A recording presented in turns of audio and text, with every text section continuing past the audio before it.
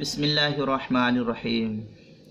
ایک صاحب نے فون کیا اور یہ کہہ رہے تھے کہ نماز میں پہلی رکعت میں علم ترا اور دوسری رکعت میں والعصر پڑھ دیا، یعنی خلاف ترتیب پڑھ دیا، تو اب نماز ہوگی یا واپس نماز پڑھنی پڑے گی؟ کیا حکم ہے؟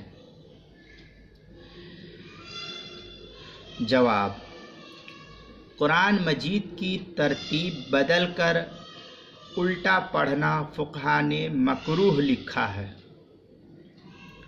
اور یہ کراہت قصداً پڑھنے کی صورت میں ہے، جان بوجھ کر پڑھنے کی صورت میں لکھا ہے۔ اب اگر کوئی شخص قصداً نماز میں ایسا کرے تو نماز ہو جائے گی مگر مکروہ ہوگی، ثواب کم ملے گا، اور اگر بلا قصد ایسا بھول سے ہو جائے تو کراہت بھی نہیں، انجانے میں ایسے ہو گیا تو کراہت بھی نہیں ہے، اور نماز بلا کراہت درست ہو جائے گی۔ چنانچہ اس مسئلے کو در مختار ما شامی کے اندر نقل کیا ہے، جو اس کی عبارت ہے وَيَكْرَهُ الْفَصْلُ بِصُورَةِ قَصِيرَةٍ، اس کے تحت نقل کیا ہے دوسری جلد 269 صفحے پر، باب صفت الصلاۃ مطلب الاستماع للقرآن فرض کفایت، بیروت والا جو نسخہ ہے۔